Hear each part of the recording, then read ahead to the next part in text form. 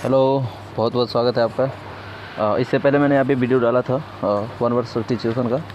ये वीडियो है जीएस के लिए। एलडीसी का जो एग्ज़ाम होने वाला है उसमें इस वीडियो से आपको क्वेश्चन ज़रूर देखने के लिए मिलेगा। तो देखते हैं हम लोग इस वीडियो को।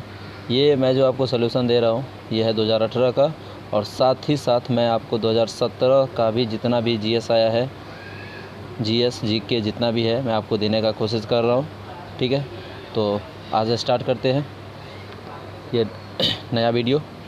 तो सबसे पहला क्वेश्चन है आपका कि प्रचंड बेरोजगारी का अर्थ क्या होता है। सबसे पहले ये बात पूछा गया है कि प्रचंड बेरोजगारी जो होता है वो क्या होता है। तो एक बात जान लीजिए, प्रचंड बेरोजगारी का मतलब वो होता है कि जैसे कोई खेत है, ठीक है, और इस खेत में ज़रूरत से ज़्यादा बंदा काम कर रहा है, ठीक है, जबकि उस खेत में मान लीजिए 100 क्विंटल अनाज होना है, ठीक है। तो अगर आप 10 आदमी काम कर रहे हैं, इसमें अगर 2 को हटा भी देना तो इस खेती पे कोई भी फ़र्क नहीं पड़ने वाला है, ठीक है, वो 100 क्विंटल ही उपजने वाला है।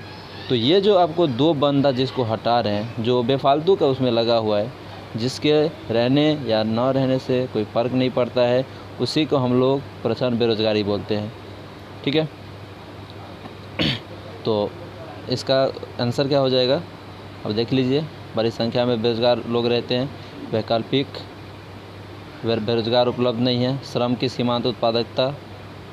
तो आपका ये हो जाएगा सी वाला कि श्रम की सीमांत उत्पादकता शून्य है, यानी शून्य है।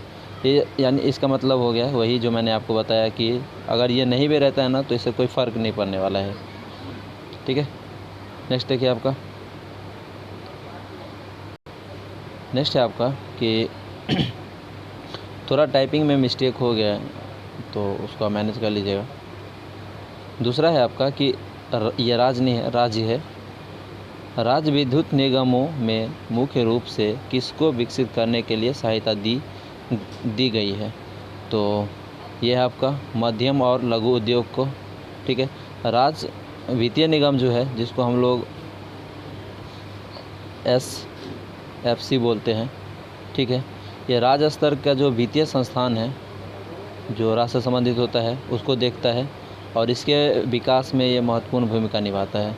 और 2-3 टाइप का होता है, जैसे कि एक आपका FCI होता है, और ये PDS गोदाम सब जो होता है, जो आपको राशन पानी मिलता है वो सबको देखता है, ठीक है। तो नेक्स्ट देखिए, नेक्स्ट है आपका कि निम्न में से किस प्रतिहार राजा ने प्रमाण की उपाधि ली थी। तो इस बोल रहा है इनमें से कौन सा ऐसा राजा था जो प्रमाण का उपाधि लिया था। तो ये आपका था राजा भोज, ठीक है। ये वैसे तो जब 2018 में यह क्वेश्चन आया था तो इसको क्वेश्चन को गलत साबित कर दिया गया था, ठीक है। तो इस पे डाउट है मुझे भी, आप इसको देख लीजिएगा, और मेरे को लगा दे देना चाहिए, इसके लिए मैंने दे दिया, ठीक है। नेक्स्ट देखिए आपका टेलीफोन लाइन जो था सर्वप्रथम कहाँ से कहाँ तक चली थी। तो टेलीफोन लाइन सबसे पहले आपका जो चला था वो देखो सबसे पहले ये चला था आपका कलकत्ता से आगरा के बीच, ठीक है। ये क्या हो रहा है,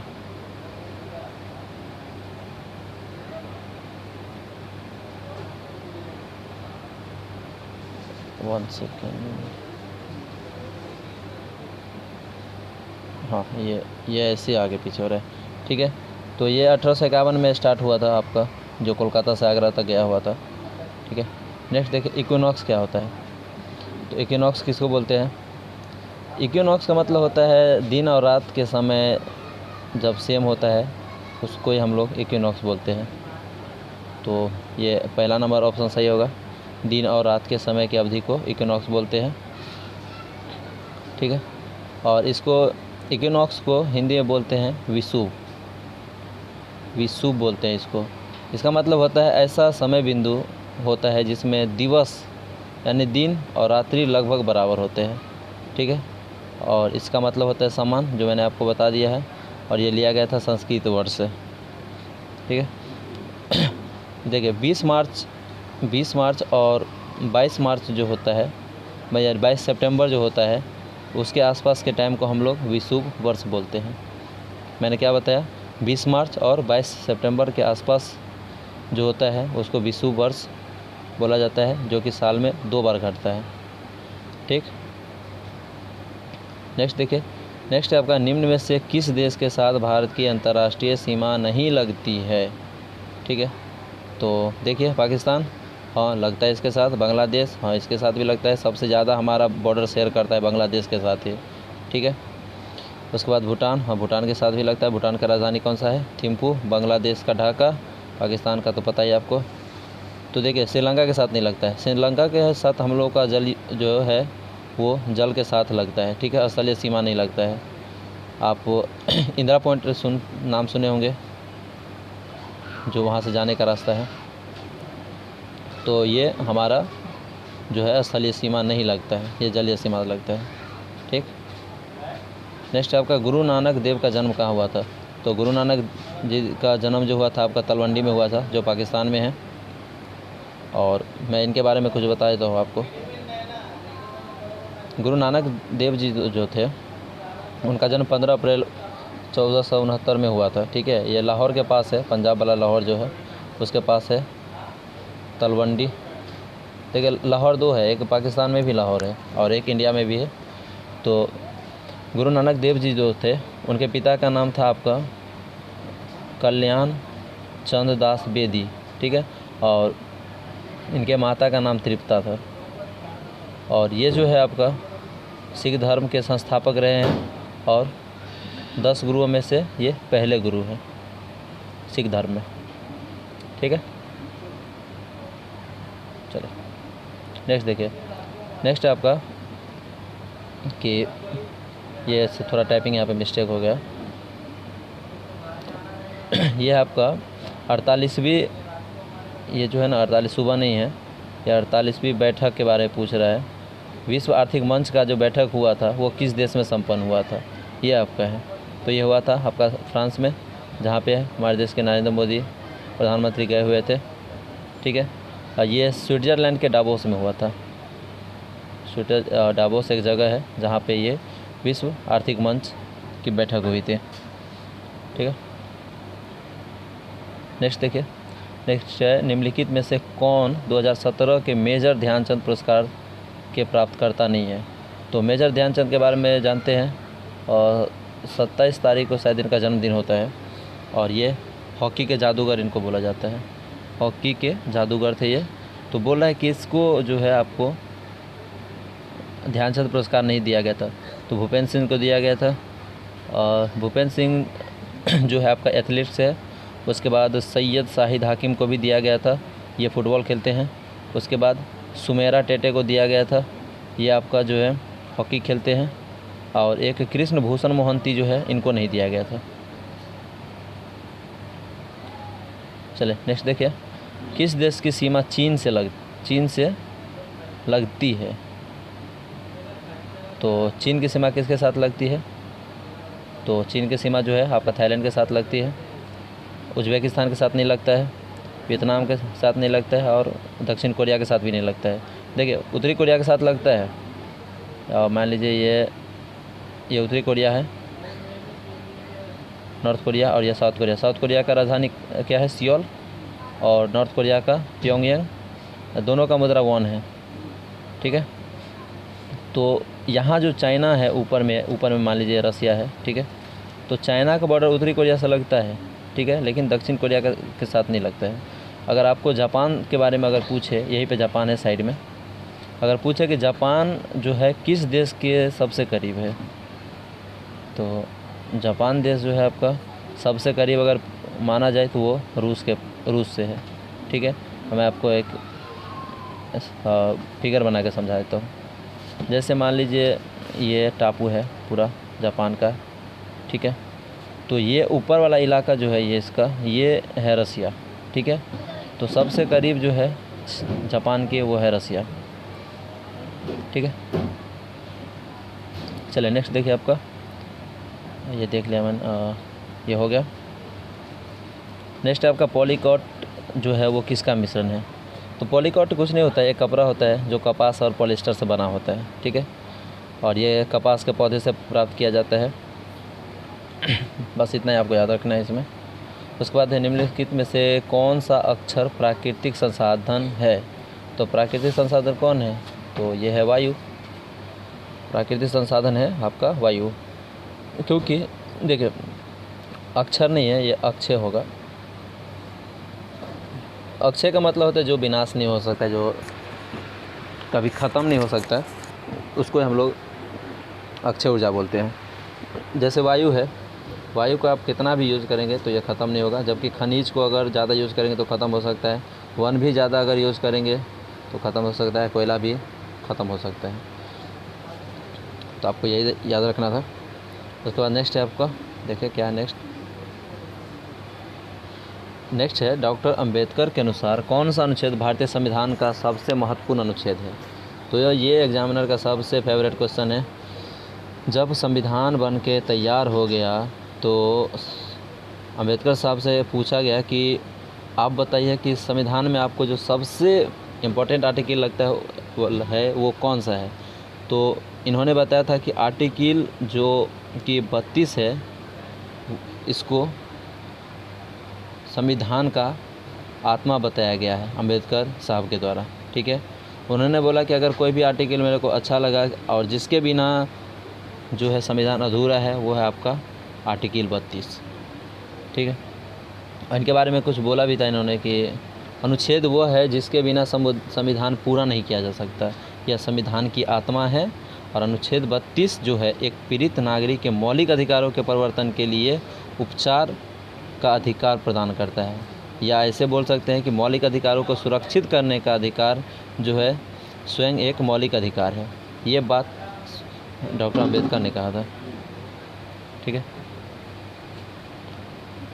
नेक्स्ट है आपका नगर पालिका में महिलाओं के लिए कितना सीट है। तो नगर पालिका में महिलाओं के लिए जो है आपका 1/3 सीट है। ये कब हुआ, जब 74वां संविधान संशोधन हुआ था 1992 में, उसमें यह बताया गया था, जो कि संविधान के भाग 9 में दिया हुआ है। संविधान 9A में पेश किया गया है कि नगर पालिकाओं में जो है 1/3 सीट होना ही चाहिए। इससे पहले एक बार और 73वां संविधान संशोधन हुआ था, ठीक है, 1992 में ही, जो कि भाग आपका 9 में पड़ता है। उसमें बताया गया था कि नगर पंचायत में जो महिलाएं हैं उनके लिए भी 1/3 सीट आरक्षित होना चाहिए, ठीक। नेक्स्ट है आपका पौधे द्वारा नाइट्रोजन किस प्रकार से लिया जाता है। तो पौधे द्वारा नाइट्रोजन जो है वो आपका पौधे द्वारा नाइट्रोजन जो है आपका कार्बनिक नाइट्रेट अथवा नाइट्रेट के रूप में लिया जाता है। नेक्स्ट है आपका यदि वस्तु समान समय में और समान दूरी तय करती है तो उसे क्या कहा जाता है। मान लीजिए कोई भी अगर वस्तु है, अगर समान उसका वेग है और समान उसका समय है, तो उसको हम लोग क्या बोल सकते हैं, उसको बोलेंगे असमान, यानी कि उसका गति जो है वो असमान है, ठीक है। और ये इतना था आपका 2018 में जो मुझे लगा कि क्वेश्चन आ सकता है वापस, वो था। अब मैं आपको करवाता हूँ प्रीवियस ईयर जो 2017 में जो जीएस पूछा गया था, वो आपको दे रहा हूँ, ठीक है। तो आप उसको देख लीजिए।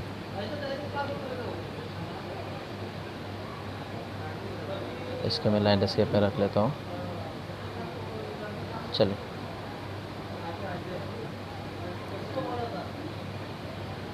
हाँ, तो इसमें क्वेश्चन स्टार्ट करते हैं।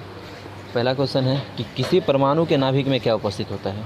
तो कोई भी परमाणु जो होता है उसमें प्रोटॉन और न्यूट्रॉन होता है। उसके बाद नेक्स्ट है आपका बेकिंग सोडा क्या होता है। तो बेकिंग सोडा आपका सोडियम बाइकार्बोनेट होता है। और नेक्स्ट है एलिफेंटा की गुफाएं कहाँ पे स्थित है। तो एलिफेंटा की गुफा आपको महाराष्ट्र में मिलेगा, औरंगाबाद में। और कथक कहाँ का शास्त्रीय नृत्य है। तो कथक है उत्तर भारत का, कथकली बोले तो केरला का, घूमर बोले तो राजस्थान का, और गिद्धा बोले तो पंजाब का। तो ऐसे याद रख सकते हैं आप। उसके बाद है किसी देश में उत्पादन किए गए संपूर्ण सामान और सेवाओं का मूल्य उसका क्या कहलाता है, तो उसको बोलते हैं जीडीपी यानी कि सकल घरेलू उत्पाद। उसके बाद है नदियों में घुली ऑक्सीजन की मात्रा प्रति मिलियन कितना होता है, तो होता है 5वां भाग। उसके बाद है रुक्मणी देवी अरुणडेल जो थे वो किस नृत्य के साथ जुड़ी हुई है, तो ये भरतनाट्यम के साथ जुड़ी है। उसके बाद नेक्स्ट है वर्ष 1828 में स्थापित ब्रह्म समाज के संस्थापक कौन थे, तो ब्रह्म समाज के संस्थापक राजा राम मोहन राय थे। उसके बाद नेक्स्ट है शाहजहां ने ताजमहल का निर्माण किसकी याद में, तो कॉमन क्वेश्चन है, कोई बता देगा। नेक्स्ट है आपका प्रथम फिल्म फेयर अवार्ड में किस अभिनेता ने सर्वश्रेष्ठ अभिनेता का अवार्ड जीता था, तो ये दिलीप कुमार जी ने जीता था। उसके बाद यंग मापाक यानी यंग मॉडुलस जो है वो कौन सी राशि है, तो यंग मॉडुलस है आपका अदिश राशि। नेक्स्ट है आपका कि कौन सा जो है कमरे के तापमान पर द्रव के रूप में रहता है, तो एक पारा ही है जो कमरे के तापमान में द्रव के रूप में रहता है। नेक्स्ट है आपका कि कोई भी व्यक्ति भारतीय प्रधानमंत्री के रूप में अधिकतम कितना बार रह सकता है, तो यह है आपका, इसका कोई उम्र सीमा नहीं है, कोई भी आदमी कितना भी बार प्रधानमंत्री बन सकता है। वही अमेरिका की बात करें तो वहाँ पे राष्ट्रपति जो है 2 बार बना जा सकता है, उसके बाद आप नहीं बन सकते हैं, ठीक है। नेक्स्ट है आपका कि यदि राष्ट्रपति आपातकाल की घोषणा करते हैं तो इस उद्घोषणा को संसद द्वारा कितने दिन के भीतर समर्थन देना जरूरी है, तो ये है आपका 1 महीने के भीतर आपको समर्थन देना होगा, ठीक है। नेक्स्ट है आपका दीपिका कुमारी किस खेल से संबंधित है, तो दीपिका कुमारी है आपका तीरंदाजी से। उसके बाद नेक्स्ट है अर्थशास्त्र के रचयिता कौन थे, तो ये चाणक्य थे, जो चंद्रगुप्त मौर्य था मौर्य वंश का संस्थापक, तो उन्हीं के गुरु थे। उसके बाद है किस ग्रह को बौना ग्रह कहा जाता है, तो ये प्लूटो को बौना ग्रह कहा जाता है। उसके बाद है किसे आम जलकुंभी भी कहा जाता है। अपने गांव में या कहीं पे शहर में भी रहता है, पोखर जो होता है उसमें जो कुंभी टाइप का यानी कि घास टाइप का जो उग जाता है उसी को हम लोग जलकुंभी बोलते हैं, उसको एकॉर्निया बोलते हैं, ठीक है। तो ये था कुछ क्वेश्चन, और अगर आपको देखता हूँ मैं कुछ और है कुछ तो मैं बता देता हूँ। हाँ, एक क्वेश्चन था कि भारत के प्रधानमंत्री जो है वो किन किन निकायों के मुखिया होते हैं, तो ये आपको बहुत ज़रूरी है याद रखना। भारत के प्रधानमंत्री जो होते हैं वो नीति आयोग के होते हैं मुखिया, उसके बाद राष्ट्रीय एकता परिषद के मुखिया होते हैं, और उसके बाद भारतीय वन जीव बोर्ड जो होता है वो उनके भी मुखिया होते हैं, ठीक है। और एक और क्वेश्चन है कि किसको पीट कर पतली चादर में परिवर्तित किया जा सकता है। एक क्वेश्चन आया था LDC में जिसमें पूछा गया था कि 4 ऑप्शन दिया था आपको, जस्ता, फास्फोरस, सल्फर और ऑक्सीजन। बोला था किसको पीट कर जो है चादर में परिवर्तित किया जा सकता है, तो ये है आपका जस्ता। एक और क्वेश्चन पूछा गया था कि रेयॉन जो होता है वो किससे प्राप्त किया जा सकता है। ऑप्शन सुनिए, रेशम, काष्ठलुगदी, ऊन और कपास।